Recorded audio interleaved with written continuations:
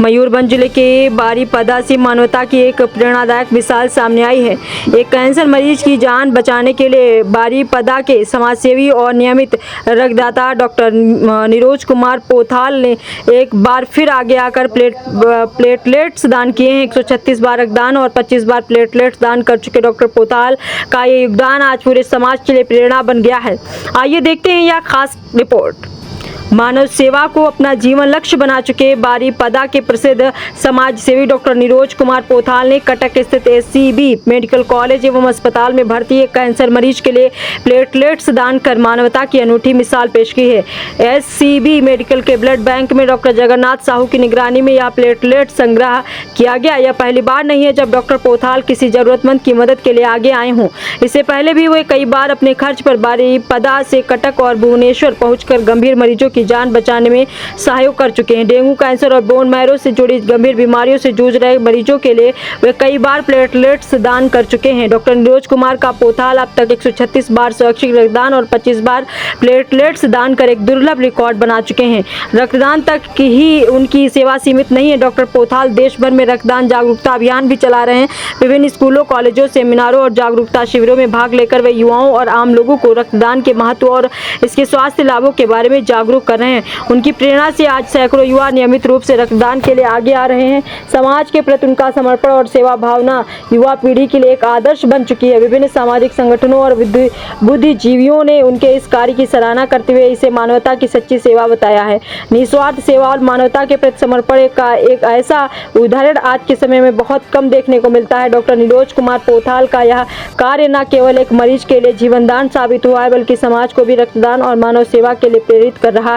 Cameraman के साथ हिमांशु शेखर राज, मयूरभंज की रिपोर्ट। नमस्कार, आपनकर परिचय नीरज कुमार पोथाल बारीपदा।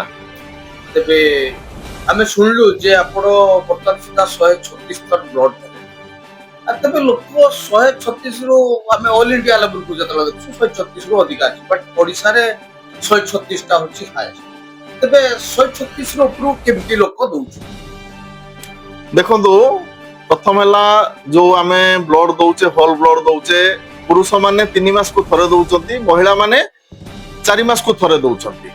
एवं जोटा प्लेटलेट हमर रहउची, जोटा कैंसर पेशेंट को दिया जाए, डेंगू पेशेंट को दिया जाए, किबा आपनकर पोड़ा जला केस रो पेशेंट मान को दिया जाए, सेटा आपनकर जने वर्ष को 24 थर देई परिवो, प्रति 48 घंटा को थरे देई परिवो।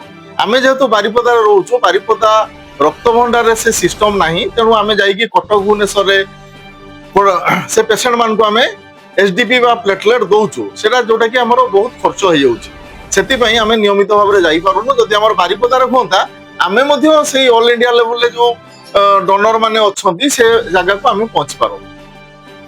वर्तमान जो प्लेटलेट दउचु लोक वर्तमान तो ब्लड दबाटा प्राइस जानि लेनी, लोक किछि बढ़ी लेनी। आज्ञा आस्ते लोक ता प्रति सचेतनता आसिलानी। तबे प्लेटलेट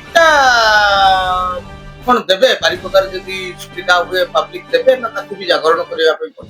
नहीं, निहाती समस्ते देबे।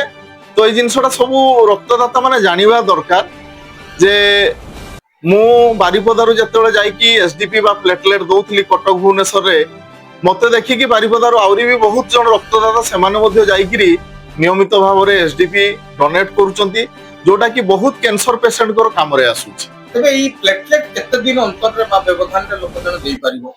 देखो प्लेटलेट प्रति 48 घंटा परे थरे जने चाहिए देई परिबो, जदि तारो हीमोग्लोबिन रो परिमाण ठीक थाए एवं तारो प्लेटलेट रो काउंट ठीक थाए, से सुस्थ जदि थिबे ताहले से देई परिबे एवं तारो वर्ष को 24 थर ऊर्ध्व देई परिबे नाही।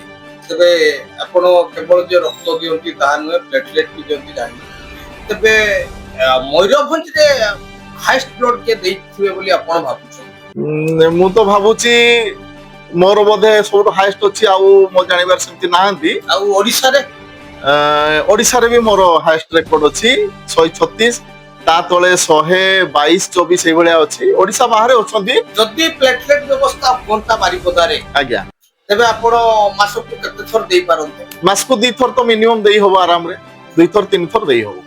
3 थर भी देई होबो। ता सहित आपण ब्लड भी के अनुसार 3 मास को थरे देई पार। आज्ञा आज्ञा। ତେବେ ଏହା ଦ୍ୱାରା ଦୁର୍ବଳ ଅନୁଭବ କରିବା କିମ୍ବା କିଛି ୱିକନେସ୍ ଆସିବା ଏଭଳିଆ କେବେ ହେଇଛି କି ଆପଣ? ନାଇଁ ନାଇଁ ନାଇଁ ରକ୍ତ ଦେଲେ କେହି କେବେ ଦୁର୍ବଳ ହେଇଯାଏ ନା ରକ୍ତ ଦେଲେ ବରଂ ଆମକୁ ଆହୁରି ଆକ୍ଟିଭନେସ୍ ଫିଲ୍ ହୁଏ ଆମେ ମାନେ ବହୁତ ଫ୍ରି ଲାଗେ ବ୍ଲଡ ଦେଲା ପରେ ବହୁତ ଫ୍ରି ଲାଗେ ତେବେ ଆପଣ ପ୍ରାୟ ପ୍ଲେଟଲେଟ୍ ଦେବା ପାଇଁ ମୁଁ ଦେଖେ ଯେହେତୁ ବାରିପଦାରେ ଆପଣ କୋଉ କୋଉ ଜାଗାକୁ ବିଶେଷ କରି ଯାଇଛନ୍ତି ମାନେ ପ୍ଲେଟଲେଟ୍ ଦେବା ପାଇଁ? ଦେଖନ୍ତୁ ମୁଁ ମ୍ୟାକ୍ସିମମ୍ ଟାଇମ୍ କଟକର ଏସିବି ମେଡିକାଲରେ ଏଇଥିପାଇଁ ଦିଏ ଯେହେତୁ ଆଚାର୍ଯ୍ୟ ହରିହର କ୍ୟାନ୍ସର ହସ୍ପିଟାଲ ସେଠି ଅଛି ଏବଂ ସେଇ କ୍ୟାନ୍ସର ହସ୍ପିଟାଲରେ କ୍ୟାନ୍ସର ପେସେଣ୍ଟ ମାନଙ୍କୁ ବିଶେଷ କରି ପ୍ଲେଟଲେଟ୍ର ଆବଶ୍ୟକ ହୁଏ ସେଥିପାଇଁ ମୁଁ ମ୍ୟାକ୍ସିମମ୍ ଟାଇମ୍ ଆପଣଙ୍କର ଏସିବି ରେ ଦିଏ ତା ସହିତ ଭୁବନେଶ୍ୱର ସମ୍ ହସ୍ପିଟାଲ କ୍ୟାପିଟାଲ ହସ୍ପିଟାଲ ରେ ମଧ୍ୟ ମୁଁ ରେଗୁଲାର ଯାଇକିରି ଏସଡିପି ଡୋନେଟ୍ କରିକି ଆସେ ଏଇ ଡୋନେସନ ଯେତେବେଳେ ଆପଣ କରନ୍ତି ତା ଦ୍ୱାରା କିଛି ଲୋକ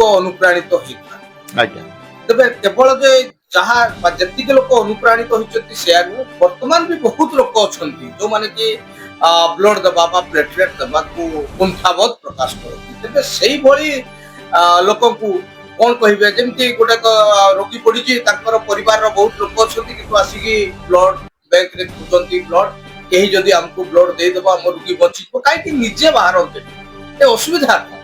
ଅସୁବିଧା କିଛି ନାହିଁ ପ୍ରଥମ ତ ହେଲା ଆମ ମାନଙ୍କର ଆୱାରନେସ୍ ସେତିକି ନାହିଁ ଯେତେବେଳେ କେହି ଗୋଟେ ଡୋନର ବାହାରେ ତାର ବାପା ମା ମନା କରିଦିଅନ୍ତି ଯେ କାଳେ ମୋ ପୁଅଟା ଦୁର୍ବଳ ହେଇଯିବ କି ଏଇ ଯୋଉ ଗୋଟେ ଆମର କୋକୁଆ ଭୟ ଅଛି ଆମ ସମାଜରେ ତେଣୁ ସେଇଥିପାଇଁ କେହି ଡୋନର ହଠାତ୍ ଆଗେଇ ଆସନ୍ତିନି ଆଉ ଯିଏ ଥରେ ୱାନ୍ସ ବ୍ଲଡ ଦବା ଆରମ୍ଭ କରିଦେଲା ସେ କେବେ ବନ୍ଦ ବନ୍ଦ କରିବ ନାହିଁ ଏଇଟା ଗୋଟେ ଭଲ ଜିନିଷ ତାକୁ ଆଚ୍ଛା, ଯୋଉ ଆଉ ଗୋଟେ ଜିନିଷ ମୁଁ ଖବର ପାଇଛି ଯେ ଯୋଉମାନେ ବ୍ଲଡ ଦିଅନ୍ତିନି ତାଙ୍କୁ ବ୍ଲଡ ଦରକାର ପଡେ କିଛି ପ୍ରୋବ୍ଲେମ ହେଲେ ଯେମିତି ଆମର ଏନିମିଆ ହୁଏ ବିଭିନ୍ନ ପ୍ରକାର ଡିଜିଜ ରେ ତାଙ୍କୁ ରକ୍ତ ଦରକାର ହୁଏ କିନ୍ତୁ ଯୋଉମାନେ ବ୍ଲଡ ଡୋନେସନ କରନ୍ତି ବା ଦିଅନ୍ତି ସେମାନଙ୍କ କାହିଁକି ଦରକାର ପଡେନି ନା ପଡେ ନା ଆପଣ ମୋର କେବେ ଦେଖିଛନ୍ତି? ନାଇଁ ନାଇଁ ଆପଣ ବ୍ଲଡ ଡୋନେସନ ରେଗୁଲାର କରିବା ଦ୍ୱାରା ଆମର ଅସ୍ଥି ମଜ୍ଜା ସବୁବେଳେ ସକ୍ରିୟ ରୁହେ ଆମର ହାର୍ଟ ଆକ୍ଟିଭ ରୁହେ ଏବଂ ହାର୍ଟ କୁ କାମ ମିଳିଯାଏ ହାର୍ଟ ୟଙ୍ଗ ରୁହେ ଏବଂ ଜୀବନରେ କେବେ ବଞ୍ଚିଥିଲା ପର୍ଯ୍ୟନ୍ତ heart attack high blood pressure ଏବଂ କୋଲେଷ୍ଟ୍ରଲ ଭଳି